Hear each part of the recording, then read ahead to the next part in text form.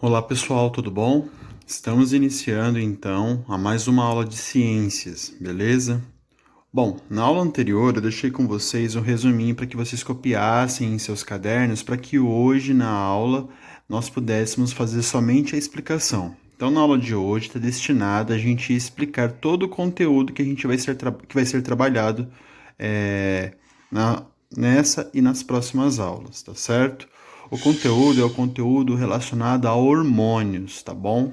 Então, nós falaremos aí da presença de hormônios, do qual acaba estando presente aí nos animais, tanto invertebrados quanto vertebrados, e os hormônios vegetais também, beleza? Bom, antes da gente iniciar e fazer essa divisão aí a respeito dos hormônios, de como eles atuam nos seres vivos, que são os seres invertebrados, vertebrados e nas plantas, a gente primeiro precisa definir o que são hormônios, tá certo? Então eu fiz um resuminho aqui bem fácil de compreender e da gente entender melhor esse aspecto. Então a gente entende hormônio, né, hormônios, como as substâncias químicas produzidas por glândulas. Então os hormônios eles são produzidos por glândulas do sistema endócrino. Então, o sistema responsável por fazer a produção desses hormônios é o sistema endócrino.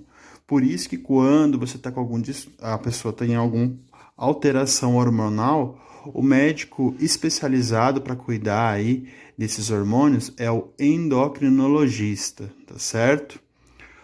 Ou também, né, essa produção de hormônios ocorre aí por neurônios especializados. Então, percebam que o sistema hormonal ele também está muito relacionado ao sistema nervoso. Afinal, que sistema não está relacionado ao sistema nervoso, né? Uma vez que ele é o comando de todos os outros sistemas. Bom, os hormônios, pessoal, eles são de extrema importância para o controle e para o funcionamento do organismo. Então, a ação hormonal ela está relacionada com a maturação das células, com o crescimento das células, com o desenvolvimento das células, certo?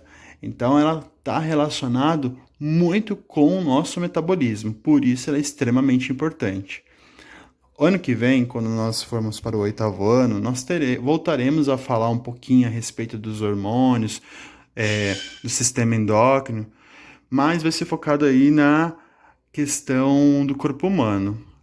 Na aula de hoje, o foco é a gente falar aí da ação hormonal em todos os seres vivos. Então, eu vou fazer um apanhado geral, porém, a gente tem que ter em vista que esse apanhado em geral está englobando todos os tipos de seres vivos. Como eu já falei para vocês, falaremos aí do grupo dos invertebrados, dos vertebrados e também das plantas, tá certo?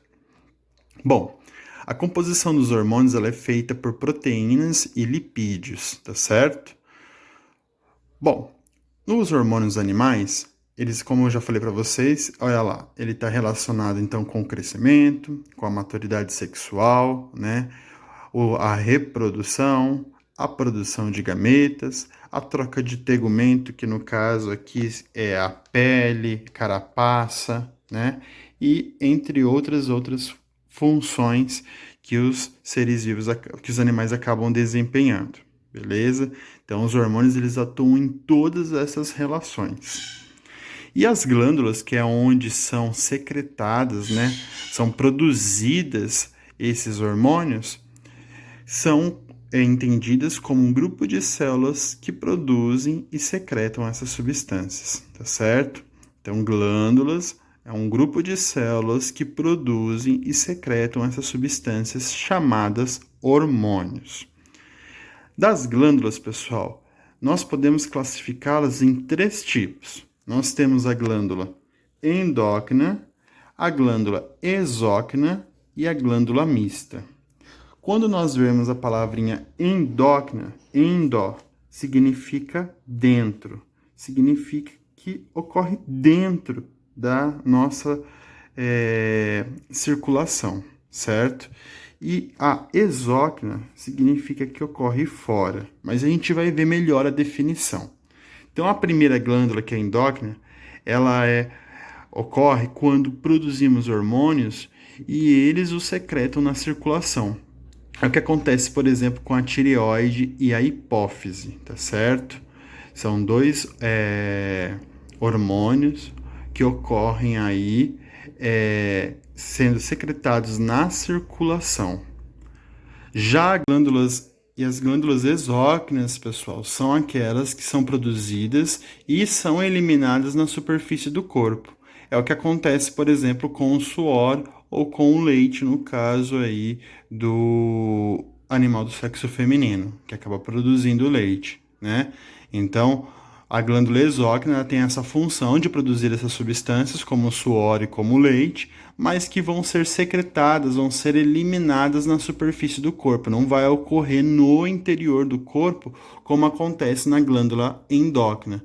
Por isso que recebe o nome. Glândula endócrina significa que ocorre a secretação dessas substâncias na circulação, ou seja, dentro do corpo. É o que acontece com a tireoide e também com a hipófise, tá certo? E a glândula exócrina é aquela que vai ser eliminada e secretada para fora do corpo, no caso, o suor ou o leite. E nós temos o terceiro tipo de glândula, que é a chamada glândula mista, né? Ou seja, ela acaba apresentando uma porção que é endócrina, que vai ocorrer no interior do corpo, mas também vai ocorrer uma parte aí exócrina, do qual vai ser eliminada na superfície do corpo. Um exemplo de glândula mista que nós temos é o pâncreas, certo? O pâncreas por quê? Na parte endócrina, ele acaba liberando o glucagon e a insulina, né? Que acaba fazendo controle lá da taxa de açúcar no nosso sangue. E isso tudo ocorre, então, dentro da circulação. E fora da circulação, né? O pâncreas ele também acaba liberando enzimas digestivas para auxiliar na digestão. Então, mesmo ocorrendo dentro do corpo, né, o pâncreas ele acaba se fazendo parte de uma glândula mista pelo fato dessa digestão ocorrer fora da circulação, certo? Então, por isso, ele é considerado um tipo de glândula mista, tá certo? Bom, agora nós falaremos então da presença dos hormônios nos animais invertebrados, tá certo? O grupo de destaque que acaba passando aí por esse processo hormonal nos invertebrados são grupos dos insetos, tá certo? Então eles são os grupos de maior destaque com relação à presença de hormônio. E esses hormônios eles estão relacionados principalmente a um processo chamado de metamorfose, que é um processo de desenvolvimento desse animal, né? A metamorfose, eu vou fazer a definição dela um pouquinho mais à frente, mas ela causa aí grandes mudanças, tanto físicas quanto comportamentais no animal. E isso ocorre graças à presença desses hormônios. É como se eles fossem o combustível, eles que promovessem essa evolução. A gente sempre conversa, não tem os pokémons lá, né? Os pokémons, muitas vezes, vou fazer uma relação aí, meia bobinha, mas que acaba ajudando. Os pokémons, para poder evoluir, eles contam muitas vezes com umas pedras específicas para que eles consigam evoluir, não é? No caso desses animais, para que eles passem pelo processo de metamorfose, eles contam com os hormônios, certo? Hormônios específicos que façam para eles a evolução, a mudança, a sua metamorfose, tá certo? Bom, então, quais são os processos aí para que ocorra aí esse processo de mudança no corpo dos insetos, né? Nós contamos aí com alguns tipos de hormônios. Entre eles, nós podemos destacar o primeiro, que é o chamado de equidisona, né? Ou hormônio da muda. Então, se a gente não vir a palavra equidisona, a gente também vê como muda. Esse hormônio, pessoal, ele atua na troca do exoesqueleto, no período do crescimento. Então, quando o animal está passando pela metamorfose, né, que ele vai trocando seu exoesqueleto, quem faz com que ele troque esse exoesqueleto é esse hormônio chamado equidisona ou muda, tá certo? Depois nós temos aí os hormônios cerebrais, que acabam estimulando a produção da equidisona. Então percebam que um hormônio está relacionado com o outro. E o terceiro tipo de hormônio é o hormônio juvenil, né? Que acaba bloqueando ou retardando as mudanças do corpo que fazem a larva se transformar em adulto. Então, no caso aqui, ó, na apostila, na página 38, que é onde nós estamos trabalhando com este assunto, nós temos aqui uma troca de exoesqueleto, né? Muito comum entre as cigarras. Então, essa metamorfose, ela consegue ser feita por conta da ação desses três hormônios, da equidisona, os hormônios cerebrais e também do hormônio juvenil. Esse processo de mudança, então, ele é entendido para nós como metamorfose, tá certo?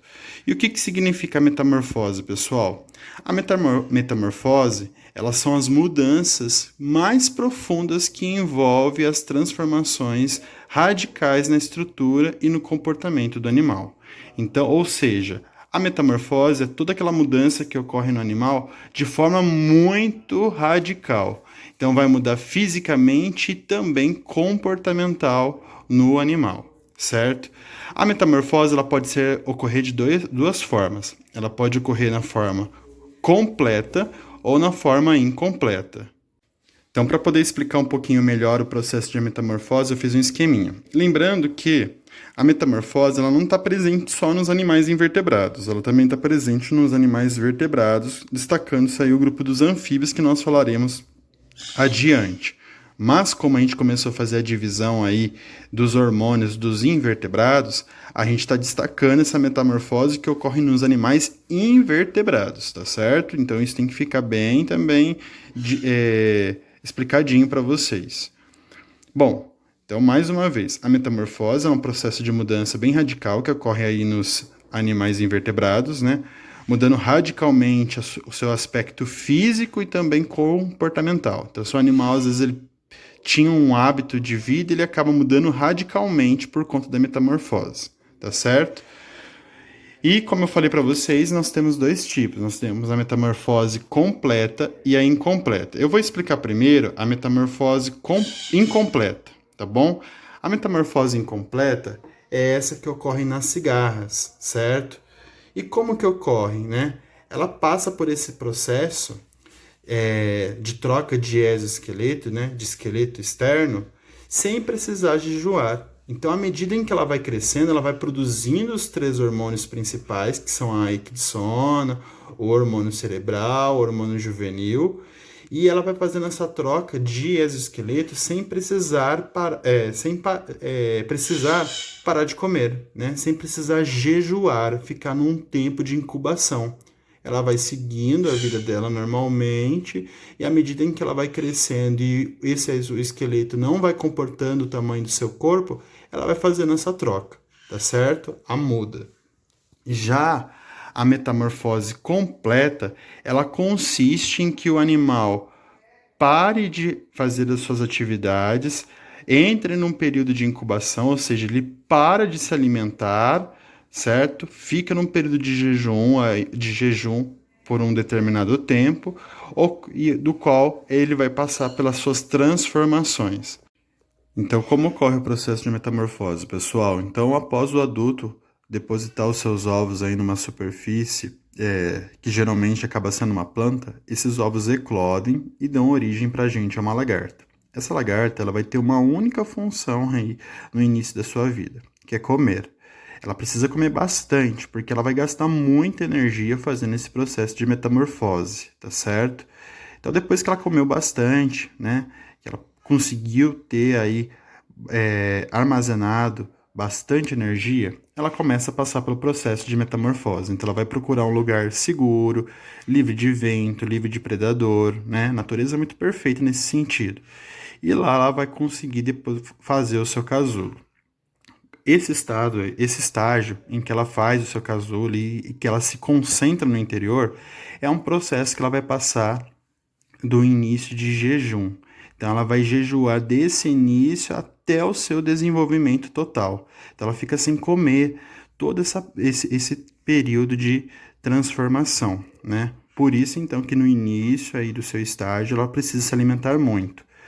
Quando ela passa pelo estágio de pupa, essa pupa vai se desenvolvendo, onde o animal ele vai perdendo as suas características físicas que eram antes para ganhar novas características que vão ser adotadas aí no seu novo ciclo de vida. Então a pupa ela acaba passando, mudando em estágio, acaba sofrendo alterações, você vai percebendo que na pupa, que é onde se encontra esse casulo do qual ela está sendo armazenada no interior, alterações também na pupa, certo?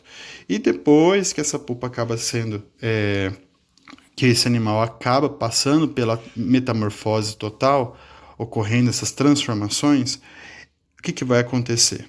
Essa pupa vai eclodir e vai liberar aí para nós o animal com todas as características mudadas, né? Como eu falei para vocês, as mudanças elas não ocorrem só fisicamente.